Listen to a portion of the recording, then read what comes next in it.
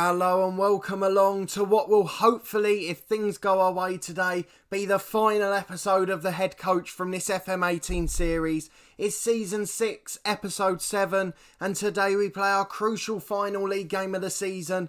Today we play our crucial final game of the league season away at Wraith Rovers, who are already relegated, as we hope to pit Morton to 10th place and automatic survival from the Scottish Premier League. If things go wrong and we lose and Morton win, we'll be back in a couple of hours' time with a double header from the playoff final to determine whether we keep them up and succeed at this challenge. But hopefully it won't come to that. Obviously, since you were last with me, things have gone rather well. We're 3 points clear of Morton in 10th place, which didn't look like it was going to be the case 5 games ago. In the final game before the league split, with the 33rd game of the season, Morton won at home to Celtic, who are already champions, by 16 points. And at that stage, we were about 7 points behind. But we've gone on a cracking run of results, and it's all down to this man here, Barry Irvine. He's subject to a lot of criticism in the last episode, but he's now got 10 SPL goals, and he's just suddenly found his form, and what a time to do it. And I tell you what, when we get to the summer, he'll be worth an absolute bounty for this club. A fantastic young player, and he's finally come to fruition as I've managed to turn the club around. But it's not without a bit of struggle. If we go to our dynamics page, it's all cleared up now. But you can see at the bottom, we had a bit of a dressing room revolt. We nearly got sacked. We got a public vote of confidence from our chairman and our director of football, as well as a couple of favourite players from the past. So if we have a little look, we can see that Luke Southwood, our first choice keeper, was worried about the poor dressing room atmosphere, which has obviously solved itself now. But Davis Kaylor, I think that is, was unhappy and had lost all trust in his manager. Now, thankfully, in that debate, only Mark O'Hara joined him. The rest of them didn't worry. None of the first 18 got involved. But with Luke Southwood's one, it was 23 players who were worried about the poor dressing room atmosphere, and we started to get a bit of criticism. But we've turned it round now, and we seem to be on an upward spiral, with Southwood setting an example at the top. And to be fair to him, aside from that meeting, he's been a fantastic ambassador for the club and has been brilliant on the pitch for us as well. So let's go and have a look at the results. They're the most important things. You were last with us for that shocking doubleheader against Rangers and Celtic, sandwiched with that St Mirren Cup tie. We let in 10 goals in 2 games in that episode and only scored 2 in reply. Since then, we had a very dodgy run not long after. We scraped through in the Scottish Cup before losing narrowly to Celtic in the quarter-final, but there were 3 other successive league feats after that, meaning it was 5 on the bounce when we went home to Morton and finally got a win. That was Taylor Townsend, the loan signing, with a double. Our director of football deserves the credit for that. And that sort of started the upward spiral. We then drew 3-0 at home to Aberdeen, where Barry Irvine started his long run of scoring. We had an international break then, so took advantage with a friendly and won 8-0. Players like Eze, just coming back from injury, managed to get more fitness as well. Unfortunately, we did lose the next game away to Partick 1-0, but we've then gone on a fantastic run. 4 wins in 6, and it shows that in terms of the squad, we're better than most of the bottom half of the league. And really, it's just been a case of waiting for our time to come against lower opposition.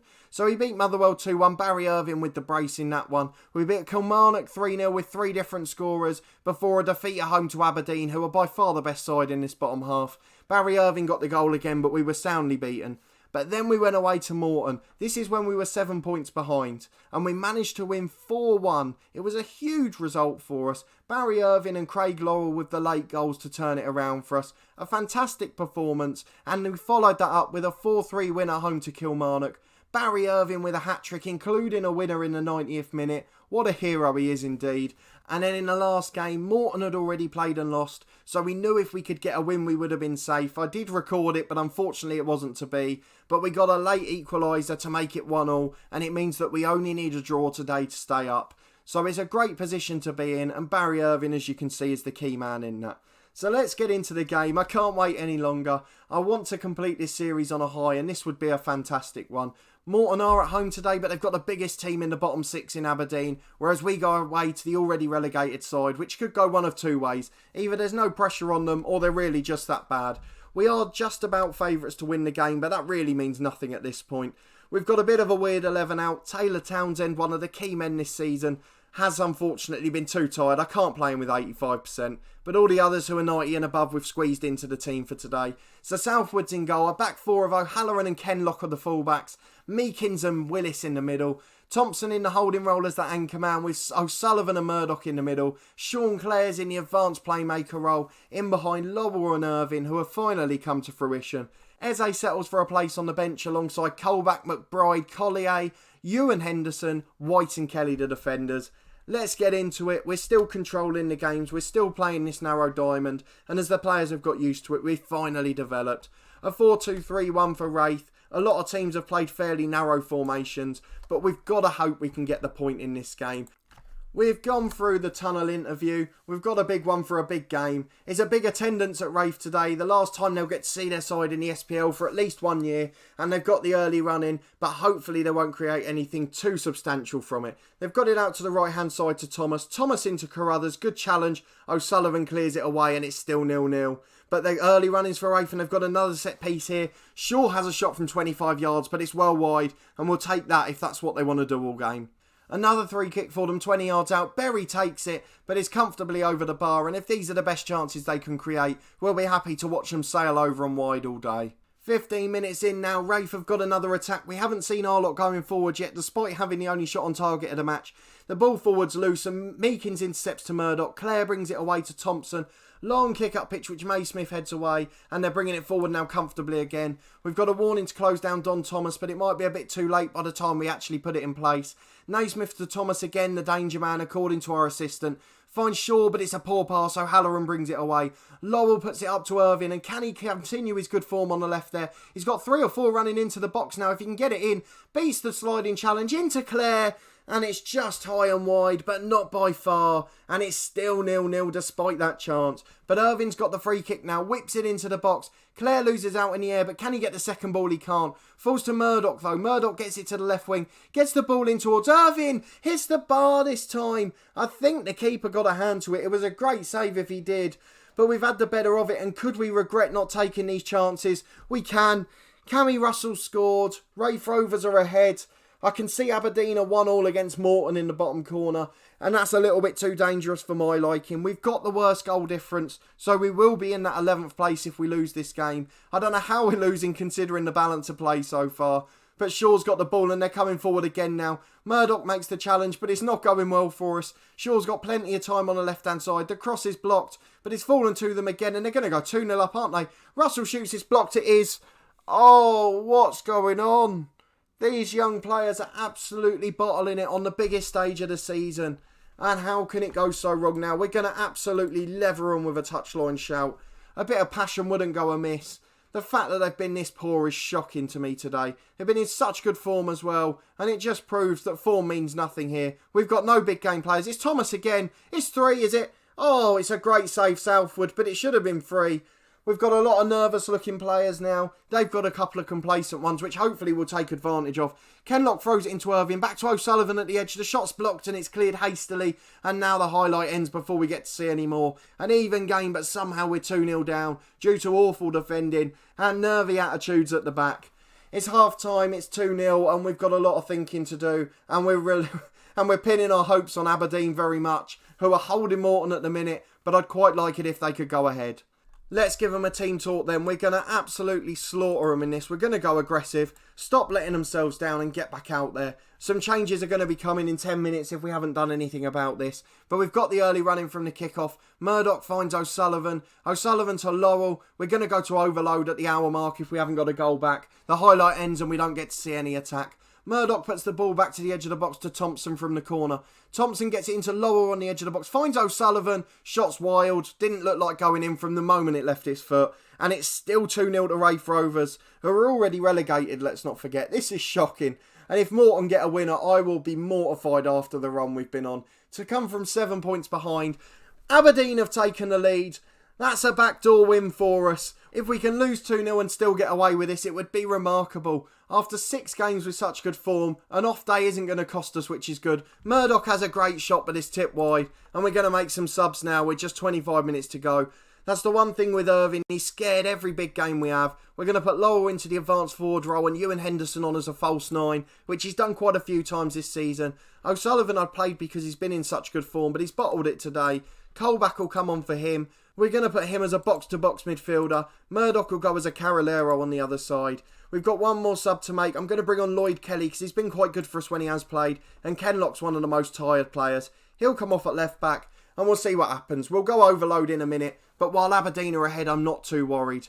They're coming forward again, Rafe. Kelly with the long clearance. Howkins heads away to Kenneth. Kenneth gets it forward to Russell on the left, and Rafe are all over us here, to be fair. The second half, we haven't come out of the traps at all. They're coming forward in the middle. They've got Shaw into Russell. It's a terrible shot out for a throw-in, and it's not even in line with the 6-yard box. Let's go overload and see what we can do with 15 minutes to go. Coming forward again, it's headed away, but it's all Rafe Rovers. I don't know how this is happening. The performance has been terrible. I'm so delighted we're going to get away with it, because we really don't deserve to, but I have to hope for it. We're still going backwards. Carruthers gets it out to Naismith. There's no pressure at all. We're performing like we're mid-table and we're already on our holidays, but I think it is just nerves with some of the young players. Rafe Rovers are absolutely dominating possession. It's one of the few games since I've been here we haven't had more possession. Even against Rangers we dominated possession when we got heavily beaten, and now we've given away a penalty. I don't see how that's been given. Meekins is the man who was adjudged to have fouled his man. He's been given for impeding. I have no idea where that's come from. Shaw's got the penalty for Rafe. It's 3-0 to Rafe Rovers, and this performance has been absolutely diabolical. You've not seen anything other than heavy defeats. This 3-goal defeats is the best we've done in our first game against Aberdeen. Other than that on camera, you've seen nothing else. If it wasn't for that 4 or 5 game run, we've been absolutely atrocious. But that run's done enough for us, and we've managed to stay up as a result. And with 10 minutes to go, Aberdeen have let in a goal. They've had a red card. Morton have got a goal. It's 10 men. Oh, it's going to be so nervy. Oh, I'm absolutely petrified. Rafe Rovers are coming into it. We know we're not going to get a result. So let's just stare at the bottom corner of that screen with hope. We're going to add another widget as well. Let's go and add the latest score so we can just watch it. In the bottom corner here, we're just going to watch. It's the last episode. It doesn't matter what I do to this screen. It's my last ever game, hopefully, on Football Manager 18. I don't want to be playing a playoff after all this. It was a red card and a penalty by the looks of it down at Morton. And with 10 minutes to go, we're not even watching our game now. I'm just staring at that right-hand side of the screen, waiting and hoping that Aberdeen can hold on. Because all the more, I'm working all day tomorrow, and I don't know how I'm going to record another episode if we are in the playoffs. But we'll find a way. With 8 minutes to go, the highlight has ended. No one's watching the game now. Surely you're all just watching the Aberdeen result down in the bottom corner, or at the bottom middle now of the screen. Because I don't know about you, but I'm not watching the game. Aberdeen have scored! Aberdeen with a penalty. I don't know how it's come about. I don't know what's gone on. But Aberdeen are 3-2 up. We're safe. We've pulled off the great escape with Ross County. We joined the club bottom. We've got them safe in 10th place. Never mind that we've been atrocious and bottled it, and Morton have had to let themselves down to save us, sorry. Let's not worry about that. The words are all over the place now. I'm too excited we're staying up. I would argue we've probably completed the series by succeeding at every club now. We overachieved at the first 2 clubs in England to get into the playoffs. We did brilliantly at Coleraine to win 4 trophies. And despite this pathetic 3-0 defeat at Rafe Rovers, who are already relegated, which I haven't watched the last 15 minutes of, so I can't comment on our performance for that. We're going to slate them for it, but we've stayed up. And we've completed our objectives. That's the main thing from today. We are officially safe. And what a result that is. It will only raise our stock as manager. And let's go and have a look at our reputation quickly to see what's happened. It hasn't done anything just yet, but I doubt it's ticked over just after the game. What a fantastic achievement. And it leaves just one thing for our final episode, which is a quick review of the season for these players and a quick look at our 3 previous clubs to see how they've got on. So let's go and look at our team review quickly. We're going to get in all the injured and unavailable players, just in case there were any. Let's look at the selection info. Obviously, for the first half of the season, we weren't here. We haven't had that at a club yet where we've not done a full season review. So let's go and look at the appearances. Lowell made the most, followed by Willis and Southwood. Brilliant players, to be fair. They did quite well for us. We have to take aside our disappointment for the 4 games on camera and most of the rest of the season, to be honest. That chunk of 6 games is all I can really base this on. And those players were absolutely key in that run, as was Taylor Townsend on loan. If we put them in order of average rating, he's one of the only ones above a 7 with Barry Irving. A loan signing from our director of football, no wage contribution at all, and what a player he's been for us. Won us 1 game with a brace and has been influential in others, and he's been a fantastic signing for the club. Barry Irvin, who we slated in the last episode. Hopefully this sets him up for bigger and better things. I'd no doubt if we carried on this series we would have been dealing with £4 or £5 million offers and he would have been gone in the summer. But he's done brilliantly for us and we're delighted for him. And his strike partner Craig Lowell, who in the early days at the club was the only one who gave us hope, and he did nick us a couple of draws with his goals, so fair play to him, and I've no doubt there'll be a bit of interest sniffing around for him as well. Let's have a quick look at the goals and assists. 15 goals each for Irvin and Lowell in all competitions, no one else with more than 3, which suggests where some of the problems were. In terms of assists, Irvin's top again with 8, lots on 4 or 3 but not much else. A special mention from me for John O'Sullivan, who's been my ally in the dressing room. He supported me no matter what else has gone on. He's out of contract at the end of this season and I hope the director of football offers him a deal in the metaphorical future, which we're not going to see. But that's it for Ross County. Let's go and have a look before we finish this series at all the clubs we've managed and how they're getting on. We'll start with Season 1 and Bognor Regis. They finished 14th in the National League South this season. It's the end of May, so I'm guessing the season's finished. Boreham Wood were down there, that's a surprise. Let's have a look at how that's finished off. Dover, look at that. Dover, our second club, who we're going to be moving on to in a minute. They bounced straight back. They won it by 2 points from what I assume will be South Coast rivals Margate. Torquay down there in 5th, who obviously will be featuring in my FM19 save from Sunday, the second save part of the furniture. They're down where they are in real life. But don't you worry, Torquay fans, we'll be taking you over in the summer and we'll make sure you're going all the way up to the Premier League in FM19. But Bognor have done okay. They seem to be plodding along in that league. Let's have a look at their key player, Thomas Wright. A good player on loan from Pompey, so they're obviously still using that affiliation well, which is great. We'll just have a quick look to see if there are any names we recognise at all there. There aren't, and to be fair, at that level, you very rarely get that over 2 or 3 years, let alone 6. We're going to move on to Dover next. In fact, no we're not. We're going to look at Dan Lincoln quickly. Still my favourite player of the save, arguably. We'll go and have a quick look at him to see what he's doing. Is he still playing? Oh, Dan Lincoln is at Lincoln. What's going on there? His first team, first choice at League 2 Lincoln. I told you he was a good keeper. He was stuck down in the National League South. We were shocked last season when he was rotating for the first team at Gloucester in the National League South. I told you he was brilliant and can play in the Football League, and there he is proving it at Lincoln. I'm going to have a quick look at League 2 in the hope that they haven't finished bottom. Let me check before I say it. We'll go and look at the league table. Oh dear. Oh dear. I spoke too soon. Lincoln finished bottom by 13 points from Charlton, remarkably, who are going to be in the National League. Luton turned us down and finished 17th. But Dan Lincoln is playing for Lincoln and was bottom of League 2. But he was a Football League goalkeeper at some point. Let's move on to Dover then. We saw that they bounced back straight away from their relegation this season. They should still have a few players that we recognise. Jordan Thomas, who we had on loan, I saw him there as a key man. They managed to get him on loan again. He's a good player. He must have been there 3 years now. He's done really well for them, although it looked like he had a spell at Newport in between there. Anyone else we recognise? Chettle was pre-agreed when we left the club, but he never played for us. Bailey Spencer-Adams, who we absolutely hated, is still there, probably because they can't get rid of him.